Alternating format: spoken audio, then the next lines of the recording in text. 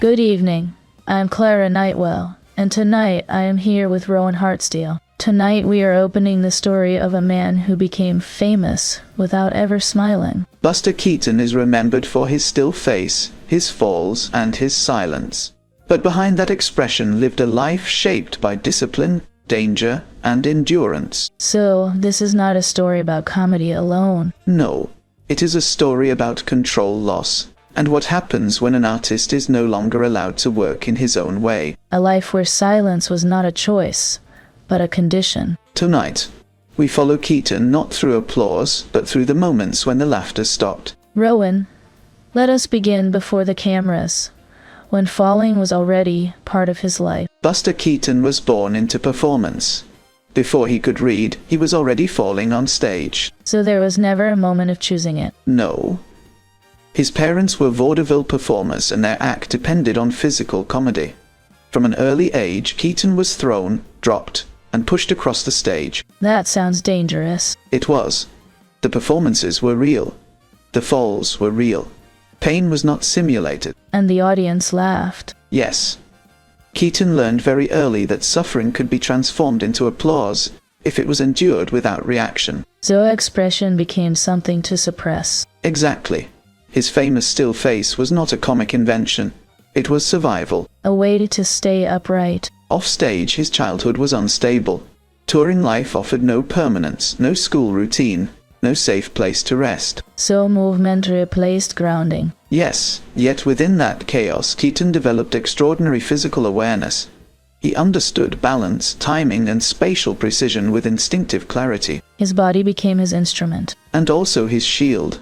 By learning how to fall safely, he learned how to endure. That kind of training leaves marks. It does. Keaton grew up without the expectation of comfort. Risk was normal. Danger was familiar. So fear became quiet. Yes. And this early conditioning would later define his cinema. His stunts were not bravado. They were memory. He was repeating something he already knew. Exactly. Before the camera ever turned toward him, Keaton had already learned how to fall and keep going. When Keaton entered the world of film, he discovered something new. The camera did not rush him. A different rhythm. Yes. Unlike the stage, film allowed precision. Movement could be shaped, framed, and repeated until it felt exact. That must have felt liberating. It did. Keaton approached cinema not as an actor, but as an engineer of motion. Designing movement rather than performing it. Exactly. He studied space, objects, and timing. Comedy emerged not from expression, but from inevitability. As if events simply happened to him. That was the core of his style. The world moved. Keaton remained still within it. A quiet resistance. His stunts were dangerous, but never reckless. Each fall was calculated. Each risk understood. There was discipline behind the chaos. Yes. Keaton insisted on doing stunts himself. Not for spectacle, but because only he understood their internal logic. Trusting no substitute. During this period, he gained creative freedom. He wrote, directed, and edited his films with near total control. A rare autonomy. It allowed him to build a cinema based on physics rather than emotion. Objects mattered. Doors, trains, houses, wind. The world itself became a character. Yes, Keaton's films felt mechanical and poetic at once. Fate was not cruel. It was indifferent. And he never protested. Never. His face remained calm, while the universe collapsed around him. That silence speaks differently than Chaplin's. It does. Where Chaplin asked for compassion, Keaton accepted reality. And the audience learned to watch closely. Yes. In those years, Keaton reached the height of his art. A cinema built on balance, timing, and endurance. The arrival of sound transformed cinema completely. What had once been fluid became fixed. A new rule set. Yes. Cameras were heavier.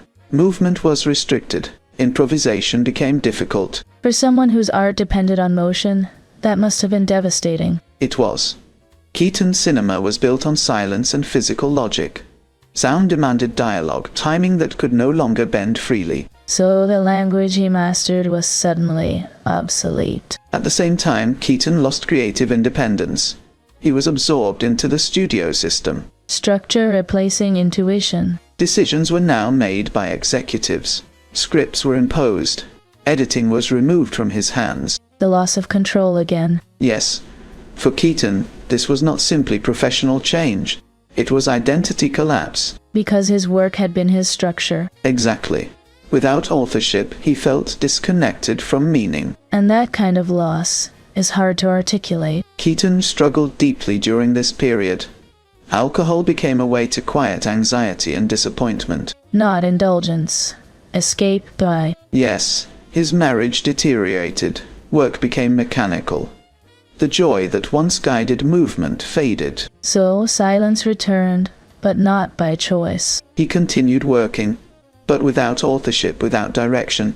The man who had designed worlds now followed instructions. That must have felt like falling without ground. Yes, except this time there was no applause waiting at the end. As the studio system moved forward, Keaton slowly disappeared from leading roles. Not through scandal, but through absence. His name no longer appeared above titles. He was assigned small parts, short appearances, and technical work. A quiet descent. Financial difficulties followed. Contracts offered stability, but little dignity. Survival, replacing creation. Keaton continued working because work was familiar. It gave structure when purpose had faded. Movement without direction. During these years his health declined. Alcohol dependency deepened and emotional isolation increased. The body that once endured everything Now struggled under accumulated damage. Injuries from earlier stunts resurfaced. the cost arriving late. Yet even in obscurity, Keaton remained precise. He showed up prepared. He respected the craft. Because discipline never left him. He accepted diminished roles without complaint. Pride did not sustain him. Habit did. That kind of endurance is rarely visible. For many years, Keaton lived outside the spotlight. Not forgotten completely, but no longer sought. A long pause in the middle of a life. Yes, a pause filled not with rest, but with endurance. Years later, a new generation began to rediscover Keaton's early films. Looking back instead of forward. Film showless critics and young filmmakers recognized the precision of his work. Seeing structure where others once saw chaos. His silent films were screened again. Their logic felt modern. Their restraint felt timeless. As if they had been waiting. Keaton was invited to speak, to appear, to be present once more. Recognition returning quietly. He accepted these moments with modesty. There was no bitterness, no demand for restoration. Because restoration was impossible. Time could not be recovered. Careers could not be rewound. But respect can still arrive. Yes, Keaton became recognized as a pioneer rather than a relic. A change in how he was seen. The world began to understand that his work had shaped cinema itself. Not loud influence, but structural. He did not reclaim stardom, but he regained place. Sometimes that is enough. In his later years, Buster Keaton lived quietly. The urgency that once defined his movement was gone. The body no longer demanded risk. Age brought limitations but also release. There was no longer a need to prove endurance. After a lifetime of falling, rest appears. Keaton reflected on his career without nostalgia. He did not romanticize hardship. No desire to rewrite the past. He spoke plainly. He acknowledged mistakes, excess, and loss without dramatization. Honesty without exhibition. What remained most present was discipline. Even without cameras, Keaton kept structure in his days. Routine as anchor. He understood that his greatest work was already complete. There was no bitterness in that realization. Acceptance instead of regret. Younger filmmakers sought him out, not for techniques but for presence. To sit near experience. Keaton rarely gave advice. He believed craft was learned through repetition, not instruction. Learning by falling. As recognition returned, it did not change his daily life.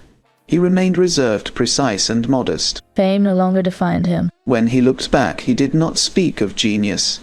He spoke of work. Work as meaning. Keaton understood something quietly profound, that survival itself could be a form of artistry. Remaining standing. When he passed away, there was no spectacle, no final performance. Only completion. His films remain not because they shout, but because they endure. Like him. Before we close tonight, let us take a moment and welcome Margaret. Margaret, for those who feel drawn to Buster Keaton's quiet strength, Where would you guide them next? Thank you, Clara.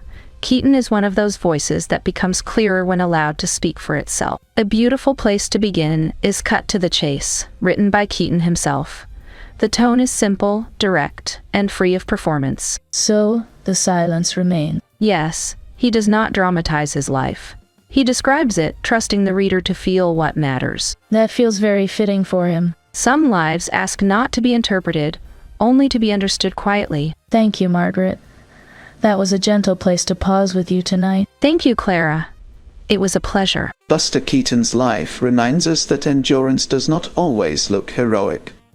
Sometimes it looks like simply continuing. He lived through change, loss, and erasure without protest, Not because it was easy. but because resistance had already been learned in childhood.